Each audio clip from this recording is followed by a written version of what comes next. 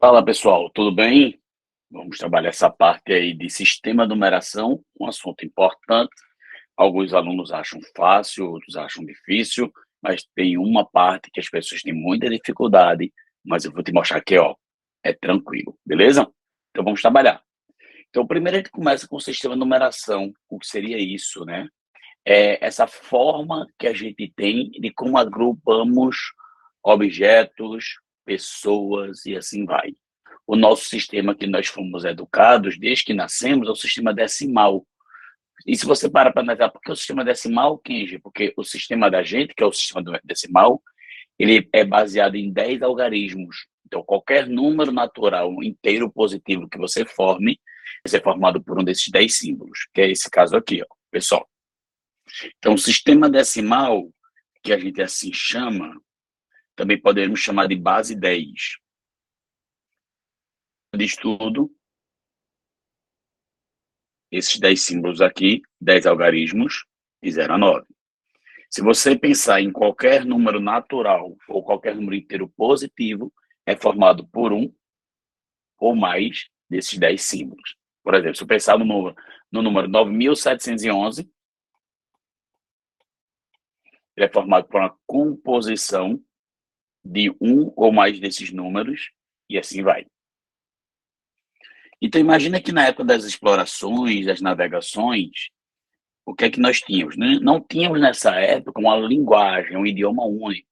Então, você tinha um cara que na Europa contava de 10 em 10 na França, existia um cara na África que agrupava, ao invés de 10 em 10, de 5 em 5, e daí surge o nome sistema quinário. O sistema quinário é baseado em 5 algarismos. Os 5 são esses aqui, ó, de 0 a 4. Existia também um cara na Índia que agrupava de 8 em 8. Então, quando você começa a fazer tipos de agrupamentos, claro que não existe um intérprete nessa época. O cara não chegava da França, por exemplo, na Índia, e tinha lá um tradutor. Então, como é que os caras faziam, os mercadores faziam? Eles iam observar no mercado como é que normalmente as pessoas armazenavam seu estoque, armazenavam seus objetos. E com isso, com essa armazenação, eles começavam a fazer relações de equivalência. Então, havia uma primeira comunicação a partir dos números, tá certo?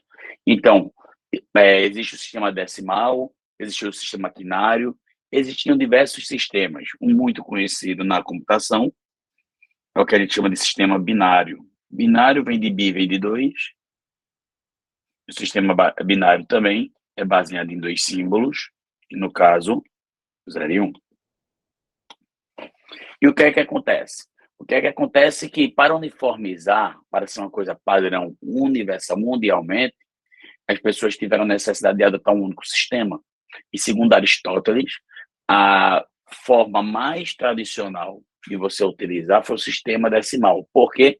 Porque naquela época a gente não tinha celular, naquela época a gente não tinha calculadora, então a forma que você computava era nos dedos.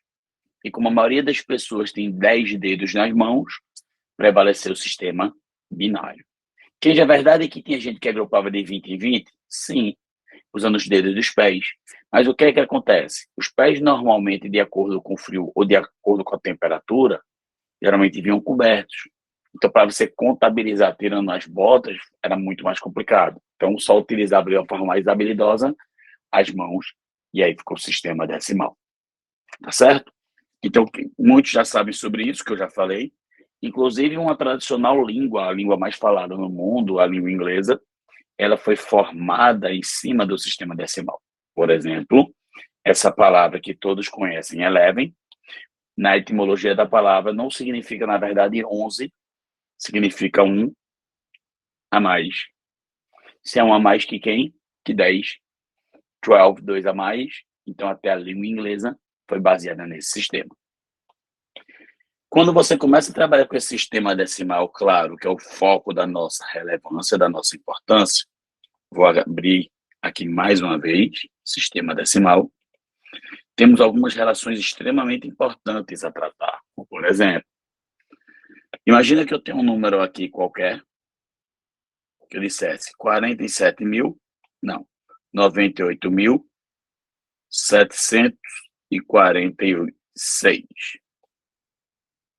Se você observar, é muito comum quando a gente trata de Enem, ele dá um espaçamento aqui, ó, uma espaçada. Sabe por quê? Porque geralmente o estudo dos numéricos são divididos em ordens e classes. Então, isso aqui é um número que tem 5 algarismos, então a gente diz que são 5 ordens. E a primeira ordem é essa. Primeira ordem. Aqui. Segunda ordem. Aqui. Terceira ordem.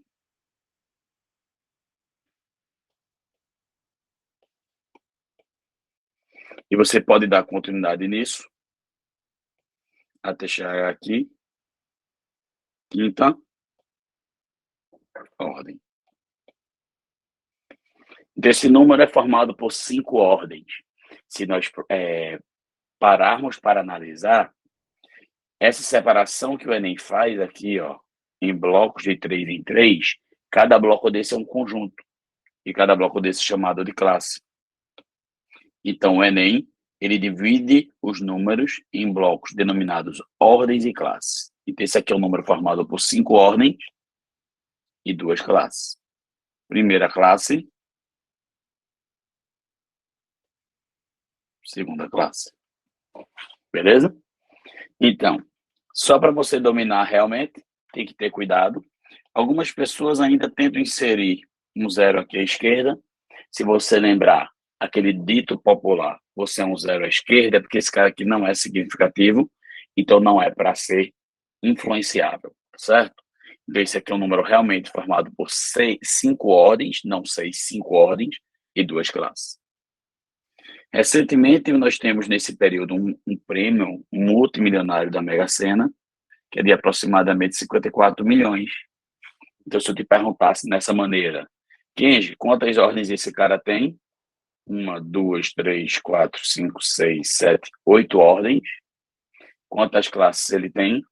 3 classes. As pessoas comentam muito que se confundem, e a minha relação é, se você sabe o que são ordens e classes, você lembra assim, ó. Classe animal é um grupo de animais. Classe numérica é um grupo numérico. Então, classe é o grupo, não é individual, é o grupo. Então, seria grupo de 3 em 3, que são as classes. 3 classes, e nesse caso, 8 ordens. Fechado? Pegando mais uma vez esse número aqui, tratando, esmiuçando esse cara, nós sabemos que esse 98.746, ele é formado por alguns dígitos. Perfeito. Sabemos que esse dígito aqui é chamado dígito das unidades. Esse primeiro dígito. Então, temos 6 unidades. E quando eu junto um grupo de 10 unidades, eu gero o próximo grupo, que é uma dezena. Quando eu junto um grupo de 10 dezenas, eu gero o próximo, que é uma centena. Quando eu junto um grupo de 10 centenas, eu junto uma milhar, alguns pronunciam unidade de milhar. E, finalmente, quando eu junto 10 milhares, eu estou obtendo uma dezena de milhar, centena de milhar, unidade de milhão e assim vai. Ou seja, como nós agrupamos de 10 em 10, a cada 10 elementos de uma ordem, gera uma ordem superior. Fechado? De boa? Então, o que é que acontece? Além dessa relação desse sistema decimal, essa forma de representar unidades, ordens e classes, nós temos que ter a seguinte situação. Essa forma que eu vou falar, eu sei que a maioria não tem esse hábito, mas é uma coisa importante. Aqui eu tenho 6 unidades. 6 unidades são 6 vezes um elemento. Aqui eu tenho 4 dezenas, então são 4 grupos de 10. Eu poderia reescrever esse cara como 6 unidades, 4 dezenas, 7 centenas, 8 milhares, 9 dezenas de milhares. E se nós pararmos para analisar, 1, 10, 100, 1000 e 10.000, o que seria isso, pessoal? O que é que eles têm em comum? Se você observar 1, 10, 100, 1000 e 10.000, todos esses caras são potências de 10. Então, quando você trata desse cara, esse 10 é 10 a primeira, esse 100 é 10 elevado à segunda, esse 1000 é 10 elevado à terceira, e se você esqueceu, lembrando que uma potência de 10 é 10 elevado a que expoente? O expoente significa exatamente a quantidade de zeros que o número tem. Quando for o número 1 acompanhado de zeros, esse número pode ser escrito como 10 elevado a um número. 10 elevado a que número? A quantidade de zeros que ele tem. Então, 9 vezes 10.000 vai ser 9 vezes 10, no caso, a quarta. E, finalmente, aqui, 6 vezes 1, eu vou dizer que é 6 vezes 10 elevado a quanto? A zero. Por que a zero? Porque o cara tem 0 zeros. Ou seja, o que é que eu estou querendo mostrar para você? O que eu estou querendo mostrar para você é que quando você tem um cara no sistema decimal, eu posso escrever cada algarismo multiplicado por uma potência de 10. Sempre, Kenji, sempre. Eu dando uma cor aqui para diferenciar, cada algarismo é uma potência de 10. Se eu estivesse generalizando um outro número aqui, por exemplo, cuidado para não pensar que é A vezes B vezes C vezes D, não estou dizendo isso. Estou dizendo que aqui eu tenho D unidades, C dezenas, B centenas e A milhares. Então, D unidades, D vezes 1, C dezenas, C vezes 10, B centenas, B vezes 100, A milhares, A vezes 1000. E de forma análoga, idêntica, você tem que 1000, 100, 10 e 1 são potências de 10. 1 é 10 a 0, 10 é 10 a primeira, 100 é 10 a segunda, 1000, 10 a terceira. Então, mais uma vez, mostramos que qualquer número no sistema decimal, ele pode ser escrito como alguém multiplicado por uma potência de 10. Fechado? Então, sabendo dessa relação de escrever números no sistema decimal como alguém vezes uma potência de 10, é muito comum a gente trabalhar com uma ferramenta muito cobrada nas provas, chamada notação científica. Então, a notação científica ela serve para quê? Na verdade, não é para escrever 300 como notação científica. Notação científica ela serve para você pegar números bem grandes ou muito pequenos, microscópicos, de tal maneira que eu possa escrever isso de uma forma mais resumida. Então, essa parte aqui é um derivado do sistema decimal que a gente tanto cobra nas provas. E é um assunto, pessoal, que você não pode deixar de ficar atento. Porque se você realmente erra isso aí o seu TRI vai te machucar bastante. Você não pode errar as coisas fáceis em hipótese alguma. Então, fazendo isso aqui, eu poderia exemplificar tradicionalmente. Imagina que eu tenho um valor bem grande, tá?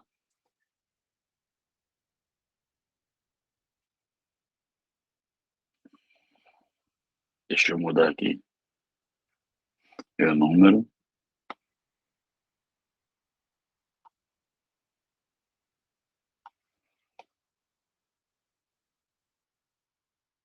Pronto.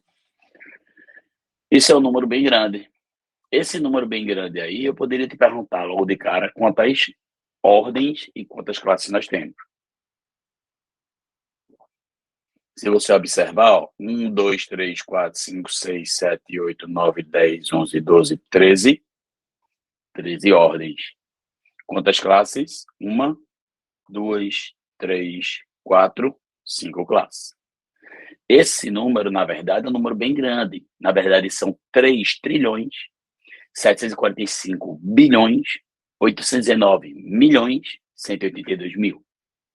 E como é que eu escrevo esse cara em notação científica? Um número escrito em notação científica, quando ele é escrito alguém, multiplicado por uma potência de 10.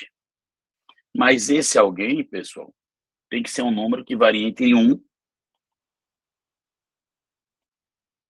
e 10. Pode ser igual a 1, Kenji? Pode, mas não pode ser igual a 10. E esse n é um número inteiro. Então, para que eu transforme esse número gigante aí em notação científica, eu tenho que escrever esse cara vezes uma potência de 10. Aí você pode dizer, Kenji, esse cara aqui eu não poderia dizer que é isso vezes 1? Poderia. E 1 não é a mesma coisa de 10 elevado a 0? É verdade. Então, isso é notação científica. Não está porque esse cara que multiplica a potência de 10 não é um valor entre 1 e 10. Então, eu tenho que transformar esse cara como um valor que fica entre 1 e 10. Para isso, eu devo passar a vírgula, ou seja, a casa decimal, para deslocar a vírgula, para que eu transforme esse número entre 1 e 10. A vírgula deve ser transformada para cá, ó, que aqui vai ficar 3,7, 3, esse valor todinho. Vai dar 3 e alguma coisa. Caso eu passasse para cá, ia ficar 37. 37 não é um valor entre 1 e 10. Então, se eu passo a vírgula para cá, se eu pego esse número todinho, deixa eu reescrever, e passo a vírgula,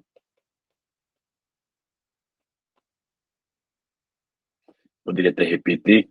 Se você observar, eu diminuí em quantas casas decimais, pessoal? Eu diminui em 3, 6, 9, 12 casas. Se eu diminuir em 12 casas, eu tenho que compensar. Como é que eu diminuo quando como é que eu compenso quando eu diminuo uma casa decimal? Quando eu diminuo uma casa decimal é como se eu estivesse dividindo por 10. Então, para que eu compense, eu multiplico por 10, elevado à quantidade de casas que eu me desloquei. São 12? Então, 10 elevado a 12. Claro que esses zeros aqui após a vírgula são irrelevantes. Se quisesse, eu poderia simplesmente apagá-los. Então, esse cara é o número de notação científica. Na mesma proposta que nós temos um número muito grande, eu poderia ter esse cara aqui, ó.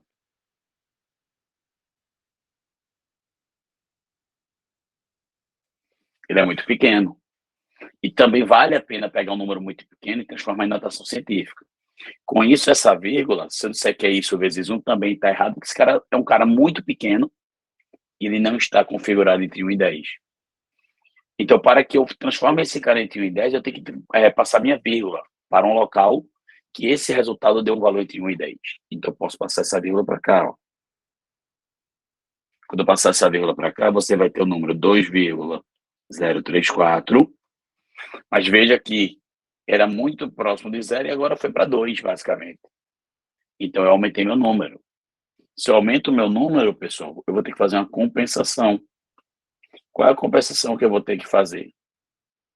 A compensação é multiplicar por uma potência de 10, mas nesse caso não positiva, e sim negativa. Porque se eu estou aumentando, eu tenho que compensar diminuindo o expoente. Aumentei em quantas casas? Aumentamos em 1, 2, 3, 4, 5, 6, 7, 8, 9 casas. Se eu aumentei em 9 casas, eu multiplico por 10 a menos 9.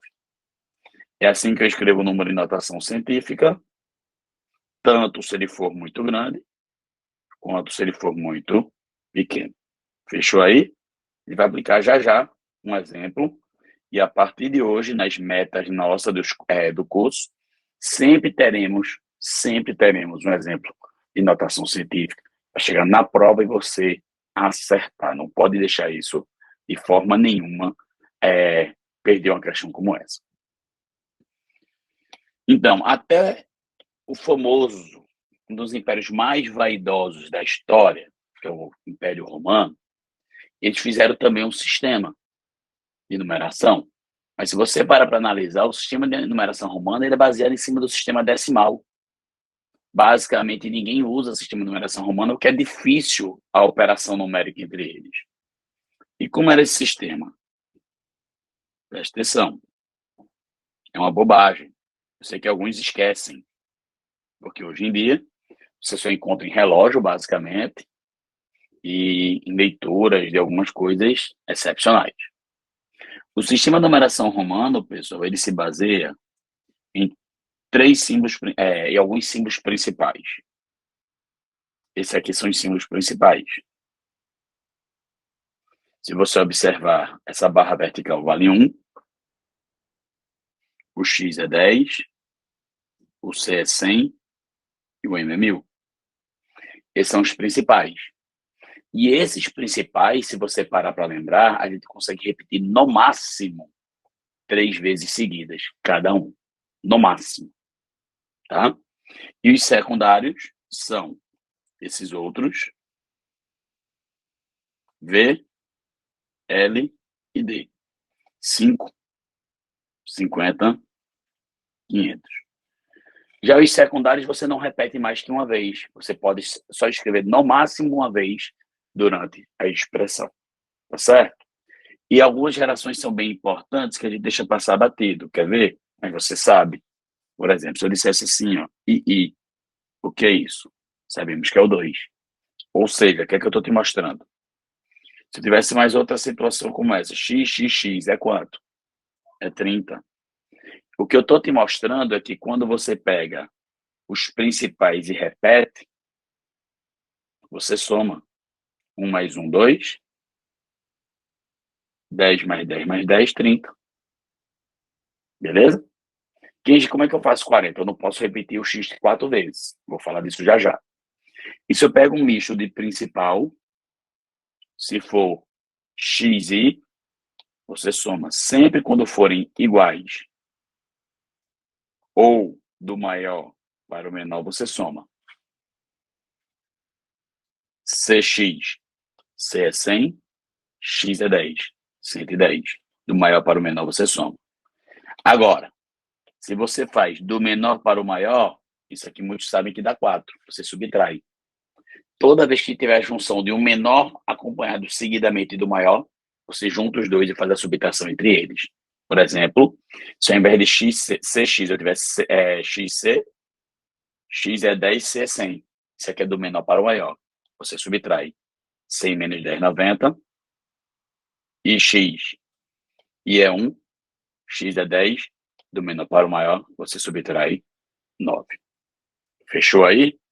Uma coisa extremamente importante que você deve lembrar, às vezes que a gente não consegue lembrar, Kenji, e se eu quisesse 4.000? 4.000 eu poderia colocar M no máximo 3 vezes, que daria 3.000. Como é que eu faço para escrever 4.000? Aí, se você quisesse 4.000, bota uma barra em cima. Toda vez que você coloca uma barra, significa um número vezes 1.000. Então vamos operar? Vamos fazer duas questões? Você vai ver que é uma bobagem. Simbora comigo. Questão 1, o que é que ele afirma? Leia o texto a seguir. Todo mundo que já fez suco de laranja sabe a quantidade de cascas e bagaço que vai para o lixo. Agora imagine o descarte realizado em uma indústria de sucos. De acordo com o Departamento de Agricultura dos Estados Unidos, o Brasil é o maior produtor de suco de laranja do mundo, tendo uma safra de mais de 1 milhão de toneladas em 2020, cerca de 4 vezes a dos Estados Unidos, segundo lugar na lista.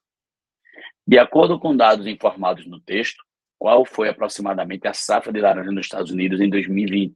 Em quilogramas, importante isso. Então, primeiro, o que é que ele diz? Ele diz que a safra do Brasil é 4 vezes a dos Estados Unidos, pessoal. E a do Brasil, se você para analisar, ele afirma aqui, 1 milhão de toneladas. 1 milhão de toneladas que é 4 vezes a dos Estados Unidos. Como ele deseja a quantidade dos Estados Unidos, eu posso pegar esse 4 e passar dividindo. Se eu pegar 1 milhão e dividir por 4, dá 250 mil toneladas. Então, a produção dos Estados Unidos equivale a 250 mil toneladas. Se nós lembrarmos, 1 tonelada vale quantos quilos, pessoal? Você lembra? 1 tonelada equivale a 1.000 quilos. Essa produção dos Estados Unidos equivale a 250 mil vezes 1.000 quilos, que 1 tonelada vale 1.000 quilos. Quem já vou ter que saber disso? Vai ter que memorizar isso. E quando eu pego 250 mil e multiplico por 1.000, isso aqui vai ficar 250 milhões de quilos. Se quiséssemos escrever isso perguntando ordens e classes, quantidade de ordens seria 1, 2, 3, 4, 5, 6, 7, 8, 9. Se perguntarmos o número de classes, 3. Mas ele não quer isso, ele quer que você escreva em notação científica. Então eu tenho que passar minha vírgula para onde? Para que esse cara seja um número multiplicado por uma potência de 10, de tal maneira que esse número fique entre 1 e 10, eu tenho que passar essa minha vírgula para cá. Ó. Então vai ficar 2,5 vezes 10 elevado a quanto? Aqui eu estou comendo 3, 6, 7, 8 casas. Então esse número vai ser 2,5 vezes 10 oitava. Resposta, meta-se ligado. Fechou aí? Eu vou mais um aqui, sobre acabar essa etapa e seguir firme e forte.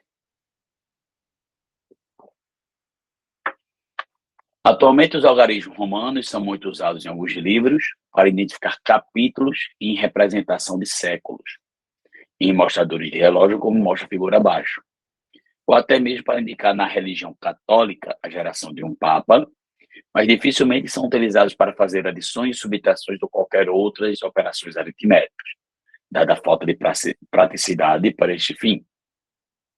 Contudo, suponha que por mera vontade de praticar essas operações, um estudante deseja subtrair o número desse outro. Fazendo corretamente os cálculos, ele irá encontrar. Então, para que eu faça a devida subtração, eu preciso saber quanto vale esse cara no nosso sistema tradicional, que é decimal, escrevendo os números como aquele tradicional da gente que é chamado indo-arábico. Então, aqui, ó, vamos escrever M, C, D, L e V. Sabemos que M é 1.000, C é 100 e D é 500. Então, nós temos, ó, 1.000, 100, 500. Toda vez que você tem esse movimento de descer e depois subir, então você vai ter que fazer uma subtração. Você vai juntar nesse momento o menor com o maior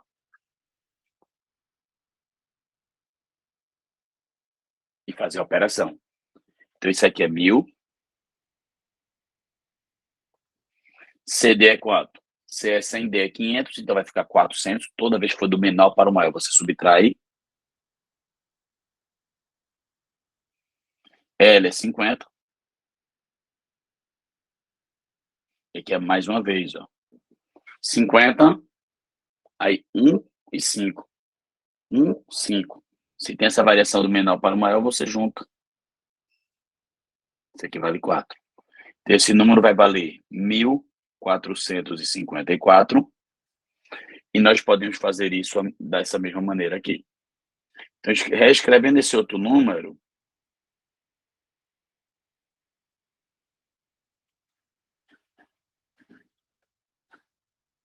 o que é que nós temos?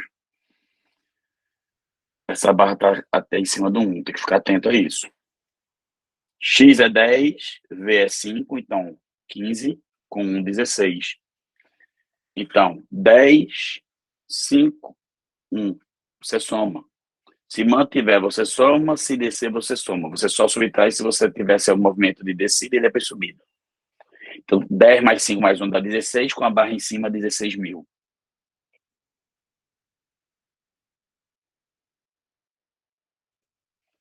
D é 500. C é 100. 100. Então, já dá 700. Aí depois tem 10 e 100 de novo. Aí não pode. Então, você junta. 500 mais 100 mais 100 dá 700. Aqui, ó, 10, 100. Se você tem esse movimento de vai e vem, o que a gente faz? A gente junta e subtrai dá 90. 1, 10 também subtrai dá 9.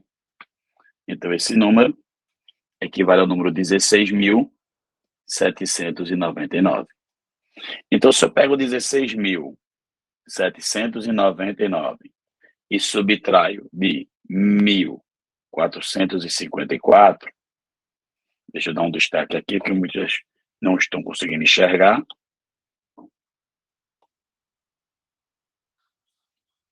Ok? Vamos lá. 9 menos 4, 5. 9 menos 5, 4. 7 menos 4, 3.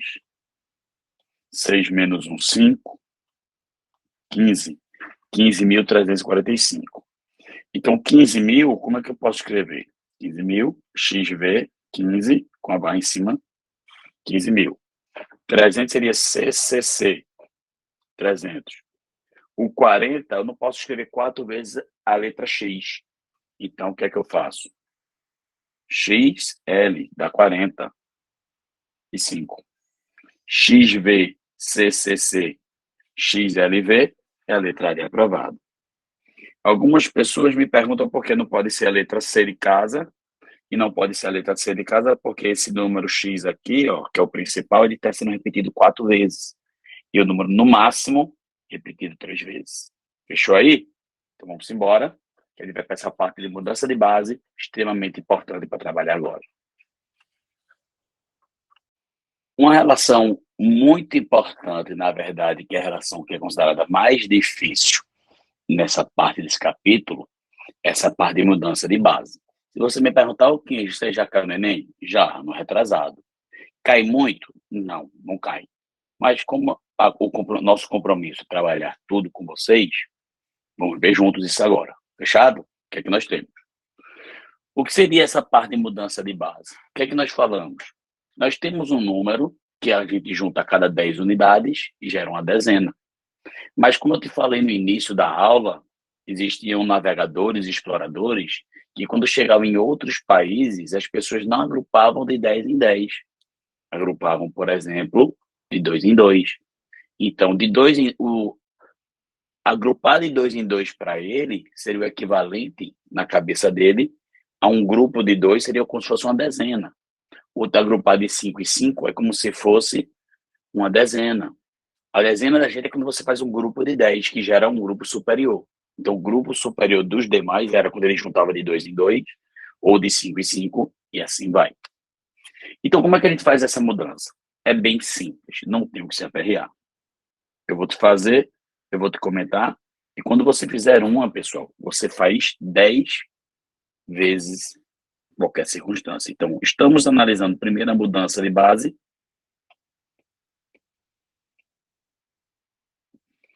E aqui, ó, vou escrever assim, base 10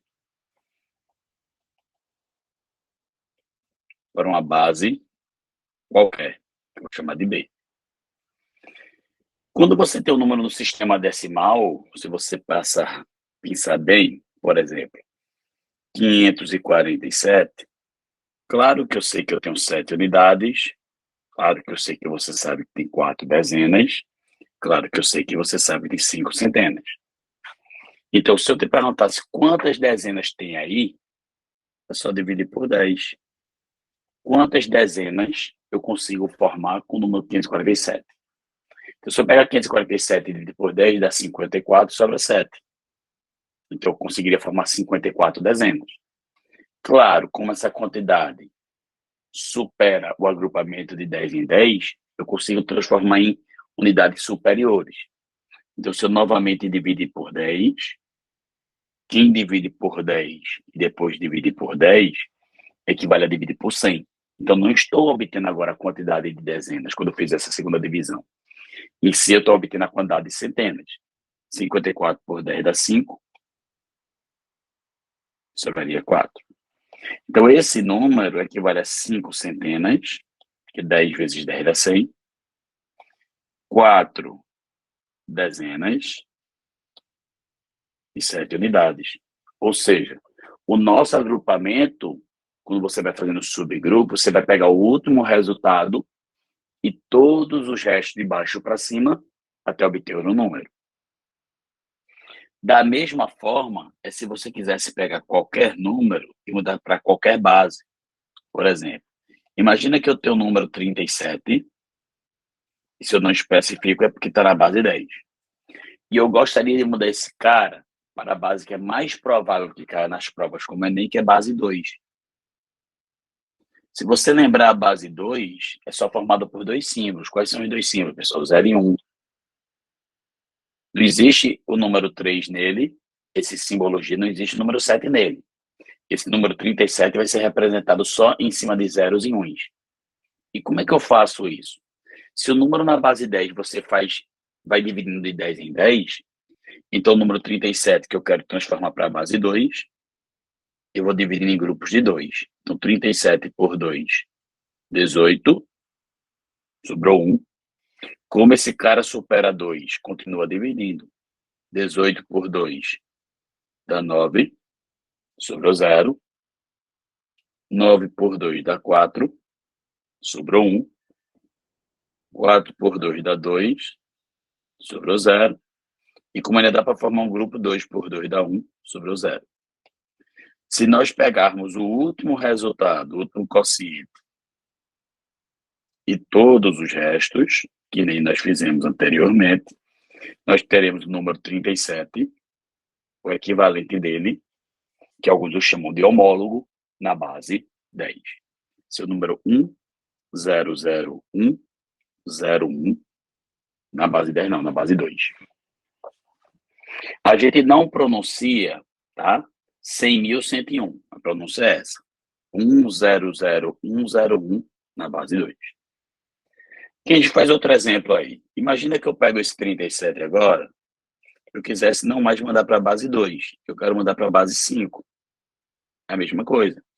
Se está na base 10, eu quero mudar para a base 5. Então, ao invés de agrupar de 10 em 10 ou de 2 em 2, eu vou agrupar de 5 em 5. Então, se ele está na base 10 e quiser mudar para qualquer base, é só dividir por tal base, é exatamente isso. 37 por 5 cabe quantas vezes? 7 vezes. 7 vezes 5, 35, sobrou 2. 7 por 5 dá 1, sobrou 2. Então, o resultado vai ser, eu pego o último quociente e todos os restos. Então, o número 37, você poderia dizer que é o número 122 na base 5. E com isso, a gente vai fazer dois exemplos, você vai ver que é tranquilo. Entende como é que faz o contrário? Como é que sai da base 2 para a base 10? Como é que sai da base 5 para a base 10? Vou te mostrar já já. Mas vamos aplicar aí primeiro. Exemplo 3. E depois, exemplo 5. No exemplo 3, ele afirma o seguinte: no esquema abaixo, temos a representação de um número decimal e seu homólogo, no sistema binário, ou seja, o equivalente. O esquema consiste em dividir o número decimal por 2 até o momento em que o quociente se torna igual a 1. Na verdade, você vai pegar um número e vai dividir pela base, um número na base 10, vai dividir pela base que você quer mudar, e você só para de dividir quando o resultado for menor que a base. No caso, se a base é 2, você só vai parar de dividir quando o resultado for 1, que tem que ser menor que a base. A partir daí, pegamos esse quociente, que é o resultado, e juntamos com os restos de todas as divisões feitas, sempre de baixo para cima. O número formado é a representação binária do número decimal. E ele te disse aí como é que é o número 19, depois te disse que é a mesma coisa com o número 12 e o 21, como você poderia obter. A partir desses exemplos, podemos afirmar que o número 29, então a ideia é a mesma.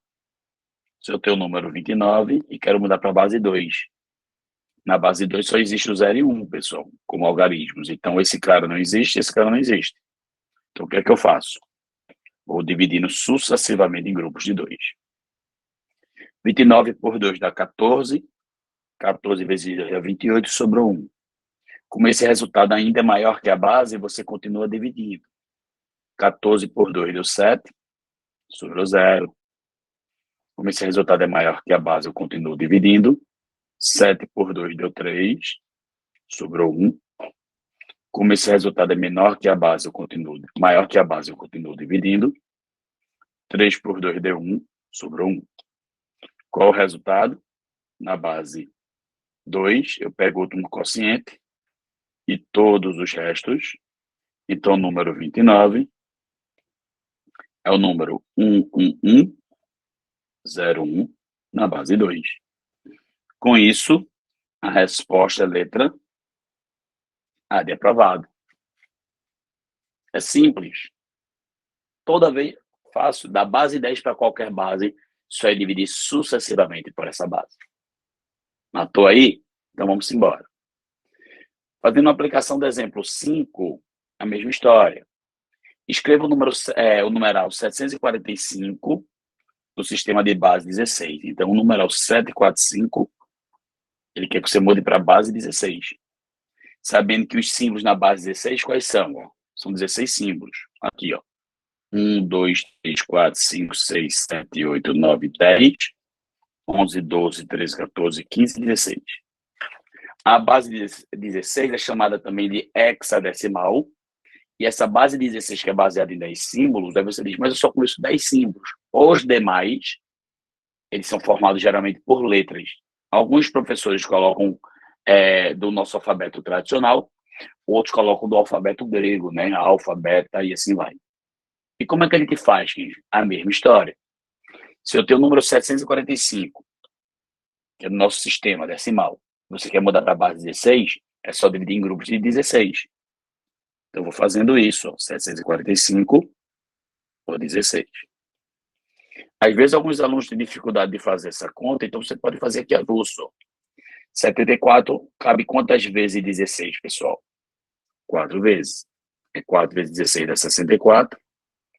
E subtraindo, não é assim? 74 menos 64 deu 10, desceu 5. 105 cabe quantas vezes em 16? 105 cabe 6 vezes. Não, 6 vezes. 6 vezes 16 dá 96. E para cá menos 96. 105 menos 96 deu 9. Ou seja, se eu pegar 745 e dividir por 16, vai dar 46 e sobra 9. Geralmente a gente coloca aqui o resultado da divisão. Como o resultado da divisão foi maior que a base, eu continuo. 46 por 16 dá quanto? 46 cabe quantas vezes em 16? 2 vezes. 2 vezes dá 32, sobrou 14. Como o resultado ainda é menor, então parou a divisão. O que é que a gente faz? Ele vai pegar o último resultado e todos os restos de baixo para cima. Então, o número 745 equivale ao número 2, 14, 9. O 2 aqui existe, sim. O 9 também existe. Mas o 14 não. Então, quem é o 14? 9, 10, 11, 12, 13, 14. O 14 vai ser simbolizado pela letra E. Então, esse aqui é o número 2, é 9. E com isso a resposta B de Brasil. Vamos fazer o contrário agora. Vamos mudar da base que nós temos para qualquer outra.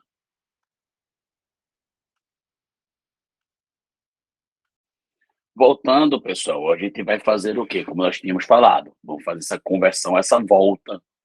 Se a gente sair da base 10 para qualquer base, já vimos que é só dividir sucessivamente por essa base. E agora a gente quer fazer o contrário. Então fica ligado que é tranquilo. A volta também é tranquila. Recentemente, agora há pouco, nós falamos sobre uma situação como essa. Por exemplo, 2.348. Eu posso escrever isso aqui como 8 unidades, 4 dezenas, 3 centenas e 2 milhares. Ou seja, como esse cara está no nosso sistema decimal, eu posso escrever cada algarismo vezes uma potência de 10. Lembra disso? Ou seja, 8 vezes 10 a 0, 4 vezes 10 a primeira, 3 vezes 10 a segunda e 1000 vezes 10 a terceira. Foi isso que a gente viu. Mas a pergunta é, e se ele não estiver na base 10? Como é que a gente faz? É a mesma coisa. Por exemplo, esse exemplo aqui, ó. Imagina que eu queira agora pegar esse exemplo que está na base 2 e converter para a base 10. Se ele está na base 2, pessoal, eu vou escrever cada algarismo vezes uma potência de 2. Começando por esse aqui, ó, que é a unidade. Então, vai ficar 1, na base 2, então vezes potência de 2. 2 elevado a quanto? 0. O primeiro sempre fica elevado a 0. Depois, o segundo, vezes 2 elevado a 1. O terceiro, vezes 2 ao quadrado. O quarto, vezes 2 ao cubo. E, finalmente, o quinto, vezes 2 ao quarto. Se eu opero tradicionalmente, eu empurro esse número automaticamente para o sistema decimal. Vamos ver? Lembrando que qualquer número elevado a 0 dá 1, vezes 1 deu 1. Lembrando que qualquer número vezes 0 continua sendo 0. Primeiro calculo a potência, então 2 ao quadrado é 2 vezes 2, que dá 4. Vezes 1 deu 4.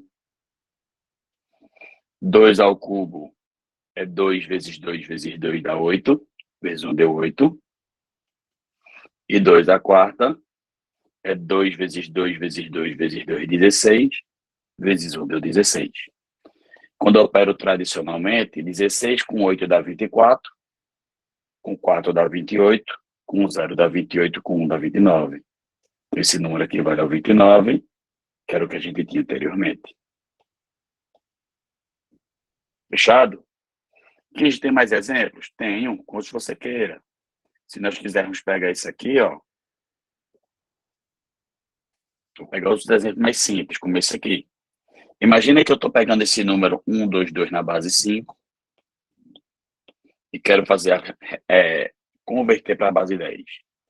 Se ele está na base 5, eu vou escrever cada algarismo vezes uma potência de 5. Então, 2 vezes 5 a quanto? A 0. Novamente, 2 vezes 5 a quanto? A primeira. Novamente, 1 vezes 5 a quanto? A segunda. Quando eu opero tradicionalmente, 2 elevado a 0 dá 1. 1 vezes 2 deu 2. 5 elevado a 1 dá 5. Vezes 2 deu 10. 5 ao quadrado deu 25. Vezes 1 deu 25. 25 mais 10, 35. Com 2 deu 37. Então, nós poderemos dizer que o número 1, 2, 2 na base 5 equivale a 37. E assim que funciona, pessoal. Se você quiser mais uma vez um exemplo, eu poderia pegar esse cara aqui, ó. Eu quero esse número 2 é 9, que está na base 16. Quero mudar ele para a base 10. Então, vai ser, ó, cada algarismo vezes uma potência 16. Então, 9 vezes 16 é 0. Vezes 16 a primeira. 2 vezes 16 a segunda. 16 elevado a 0 dá 1. Vezes 9 deu 9. O E equivale a quanto? Aqui, ó, 10, 11, 12, 13, 14. O E equivale ao 14. Então, no lugar do E eu vou colocar 14.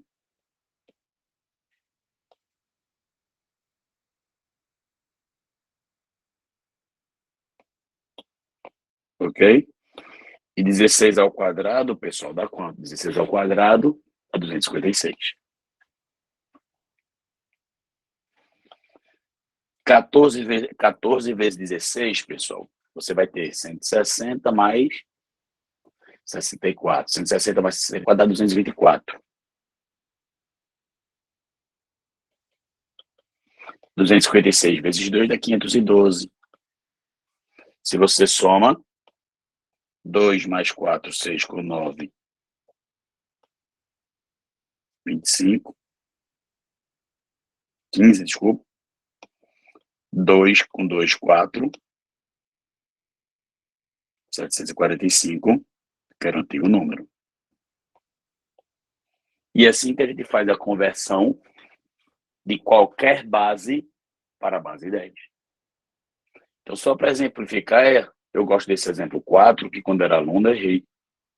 Ele afirma o seguinte: se usássemos a base 5 em vez da base 10, o nosso sistema de representação dos números, o número 1989 na base 10, ou seja, 1989 na base 10, o ano de número 20005, desculpa, voltei. Se usássemos a base 5 em vez da base 10, em nosso sistema de representação dos números inteiros, em 1989, base 10, o ano de número 2000, base 5, teria ocorrido quanto? Então, aqui, como é que você faz a comparação? Para fazer a comparação, tem que fazer com que eles estejam na mesma base. O que é muito comum, que eu errei a primeira vez, foi, já que esse cara aqui está na base 5, eu tentei converter esse outro aqui, ó, 1989, na base 5. E qual o erro? O erro é que eu não sei comparar na base 5. Eu só sei comparar na base 10. Então, ao invés de comparar esse cara aqui, transformando esse cara para a base 5, eu vou pegar esse cara que está na base 5 e mandar para a base 10. Então, se o número 2000 na base 5, como é que vai ficar? Cada algarismo, começando pela unidade, vezes a potência de 5. Então, 0 vezes 5 a 0, 0 vezes 5 a primeira, 0 vezes 5 a segunda, 2 vezes 5 a terceira. 0 vezes qualquer coisa vai zerar, pessoal. Isso aqui vai morrer, ó, vai zerar. Quanto é 5 ao cubo?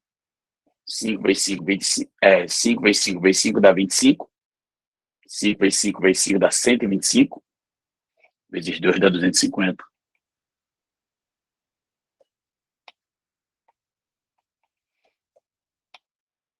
Ou seja, o ano 2000 na base 5 equivale ao ano 250 na base 10.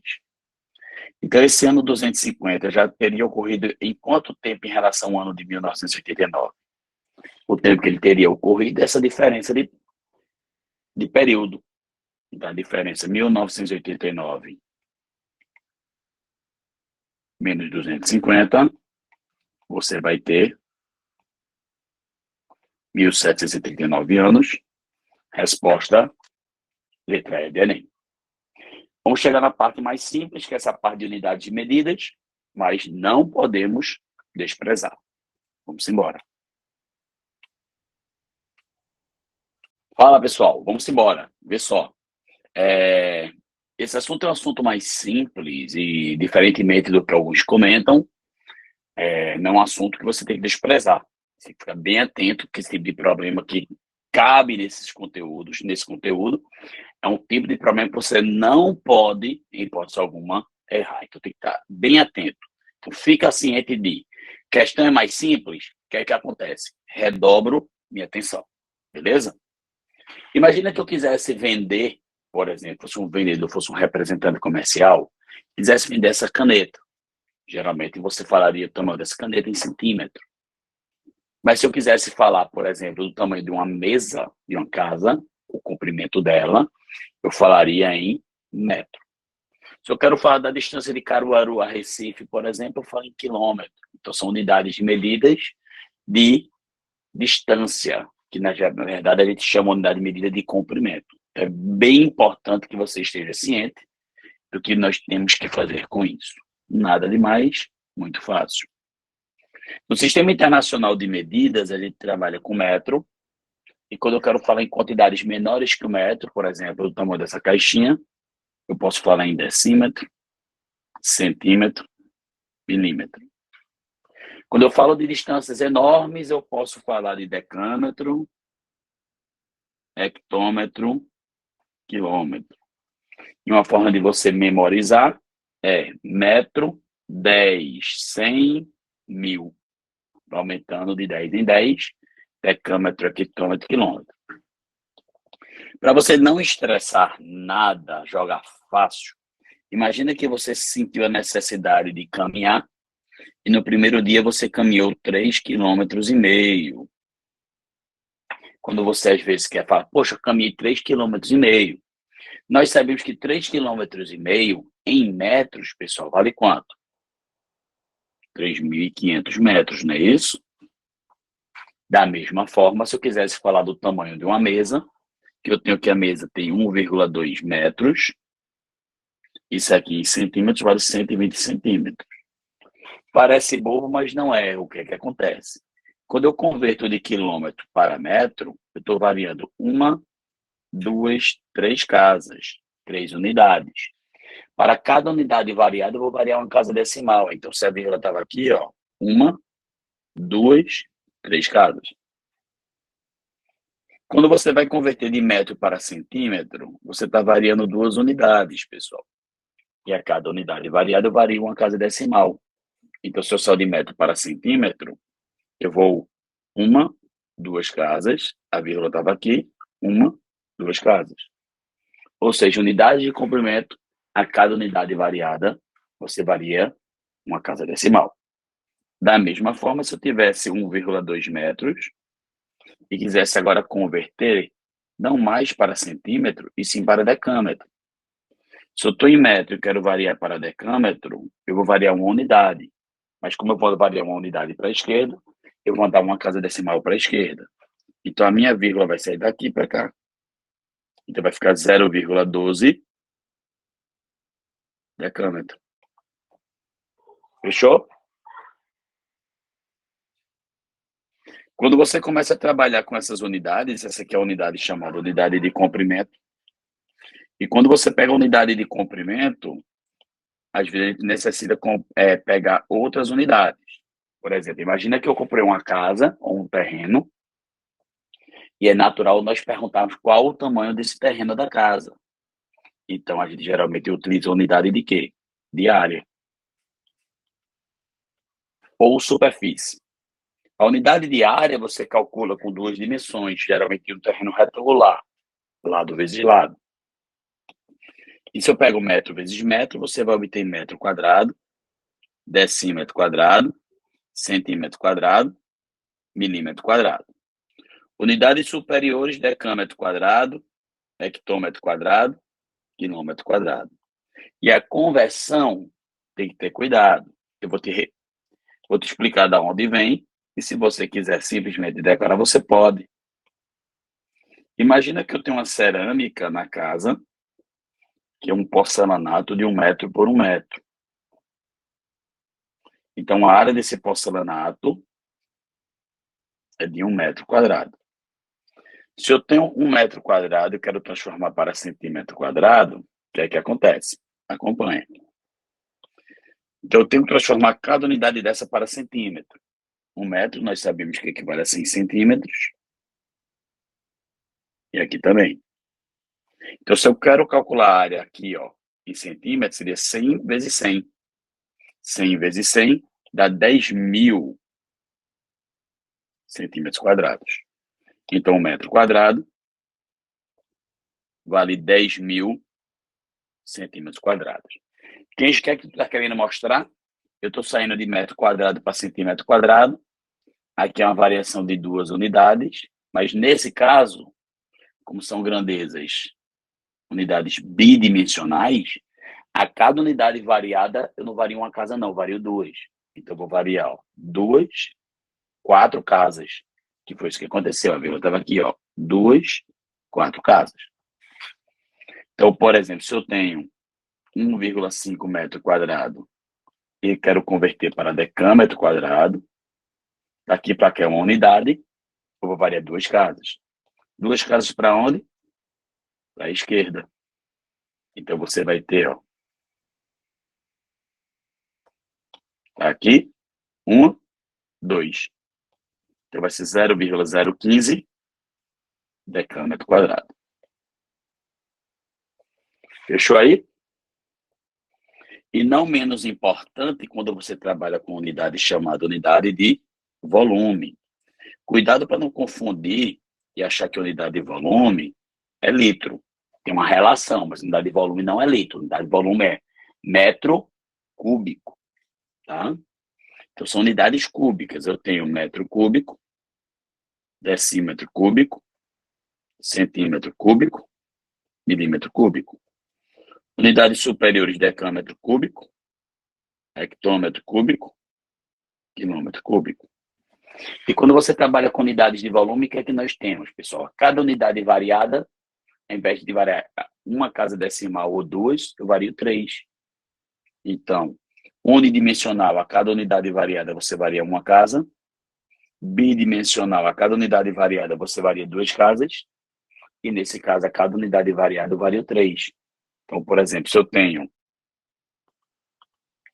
1,5 metro cúbico, que eu quero transformar para decímetro cúbico, daqui para cá é uma unidade, mas eu vou variar 3 casas.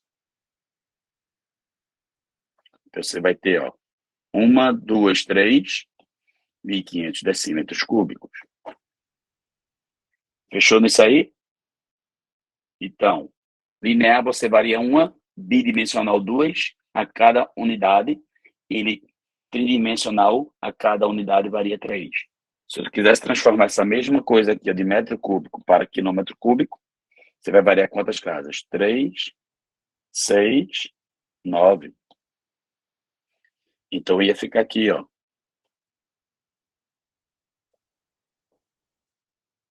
Deixa eu colocar uns zeros. Eu não sei quantos, ó. Tava aqui. 1, 2, 3, 4, 5, 6, 7, 8. Vai ter mais uma.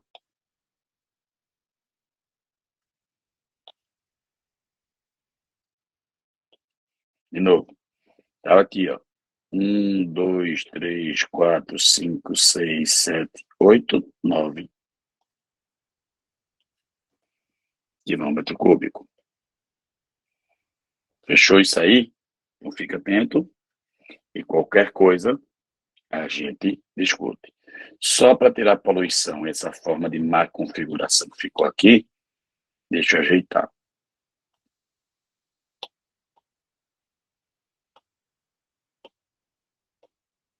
Pronto. Uma outra relação muito importante é a unidade de capacidade. Capacidade não é metro cúbico, apesar de ter uma relação importante. Capacidade, unidade de capacidade,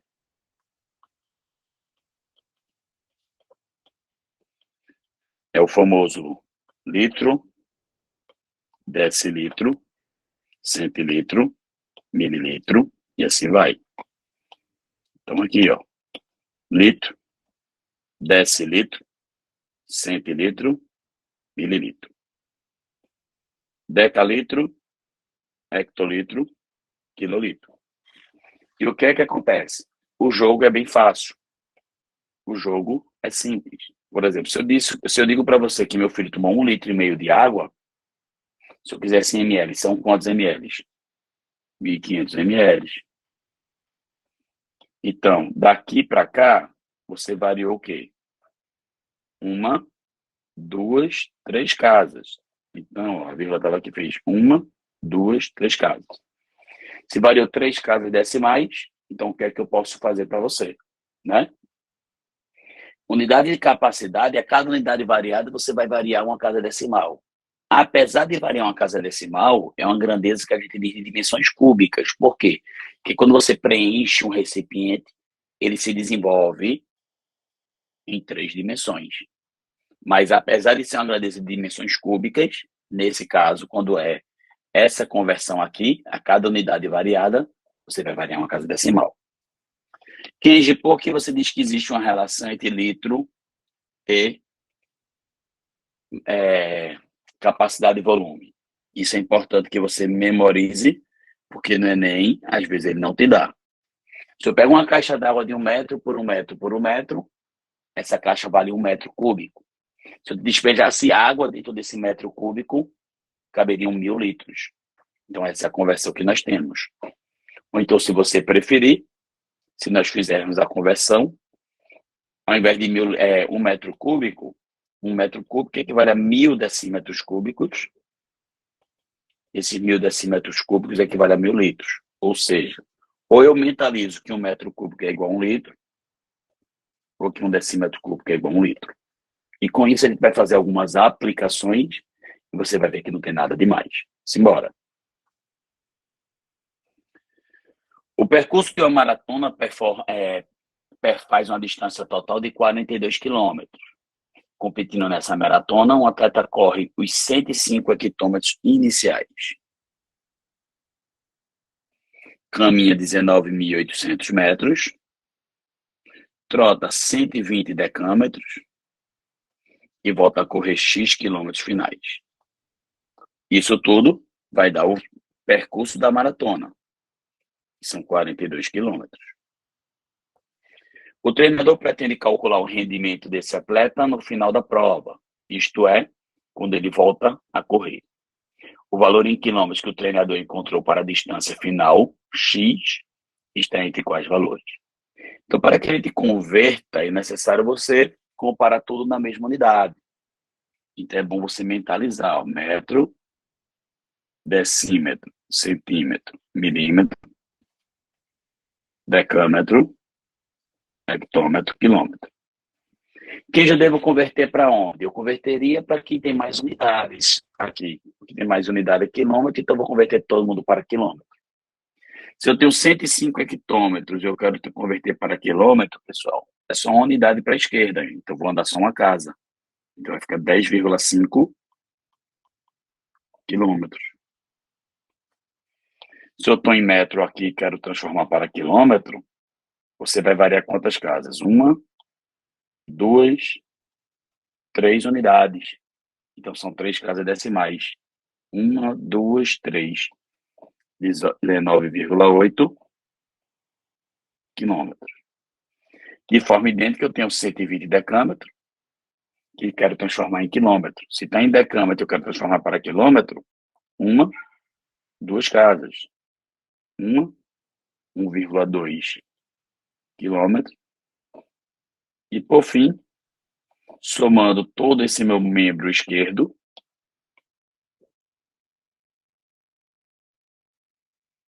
vai dar o da direita. Então, quando você soma, 19,8 com 1,2 dá 21. 21 com 10,5 dá 31,5. Mais x é igual a 42. 31,5 mais quanto aqui dá 42, pessoal? 10,5, não é isso? Então, o percurso final é de 10,5 km, que é um valor entre 10 e 11, e com isso a resposta, letra D de dado. Já na questão 7, é um outro exemplo que ele diz: José é funcionário de uma imobiliária e gosta muito de matemática. Ponto. Para fazer uma brincadeira com um colega, resolveu escrever as áreas de 5 apartamentos que estão à venda em unidades de medidas diferentes, como mostra a tabela. Em seguida, pediu ao colega que organizasse as áreas de 5 apartamentos em ordem crescente. O colega de José respondeu corretamente ao desafio proposto, apresentando qual ordem. Então, para que eu compare aí, a ideia é que eu coloque todos na mesma unidade. Então, aqui você escolhe, e eu, por uma questão de tradicionalismo, quando você vai verificar um apartamento, você vai vir em metro quadrado, vou converter todo mundo para metro quadrado. Mais uma vez, você usando as unidades, metro quadrado, decímetro quadrado, centímetro quadrado e milímetro quadrado, de forma idêntica, decâmetro quadrado, hectômetro quadrado e quilômetro quadrado. Se eu vou sair de quilômetro quadrado para metro quadrado, eu estou variando 3 unidades. 1, 2, 3. Mas como aqui é bidimensional, a cada unidade variada, você vai variar 3 casas. Desculpa, 2 casas. Então aqui, 2, 4, 6 casas. Então lá vai.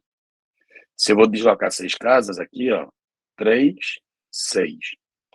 Então isso aqui equivale a 162 metros quadrados. De decímetro quadrado para metro quadrado, você vai variar uma unidade. Uma unidade para a esquerda, mas são 2 casas decimais. Então aqui, 2, 128 metros quadrados. De forma idêntica, quando você sair de centímetro quadrado para metro quadrado, você vai variar quantas unidades? 2 unidades. Cada unidade variada você varia 2 casas, então você vai variar 4 casas decimais.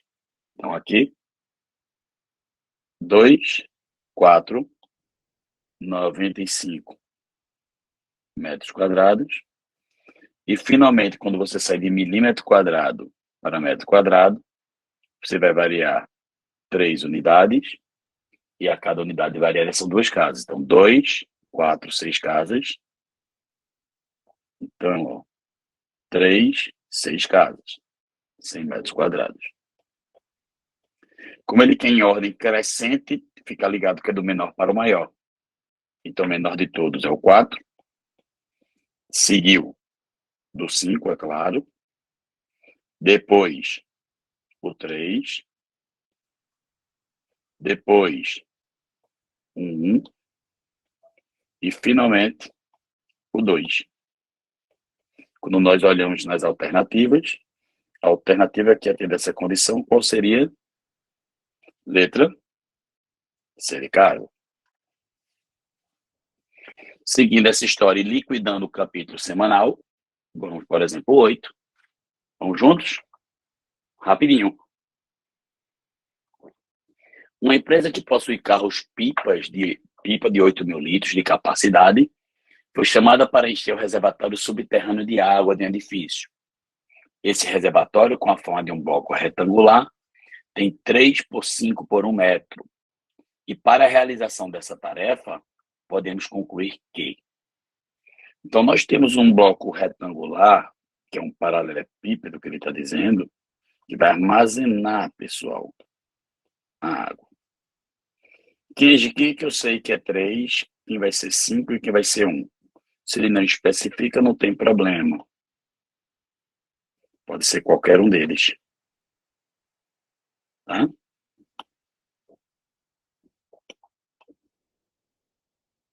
Então, aqui é 5 por 3 por 1. E quando você faz o produto dessas 3 dimensões, metro por metro por metro, vai dar o volume, né, pessoal, dessa caixa. Então, 5 vezes 3 vezes 1 dá 15 metros cúbicos. Então, o volume dessa caixa é de 15 metros cúbicos.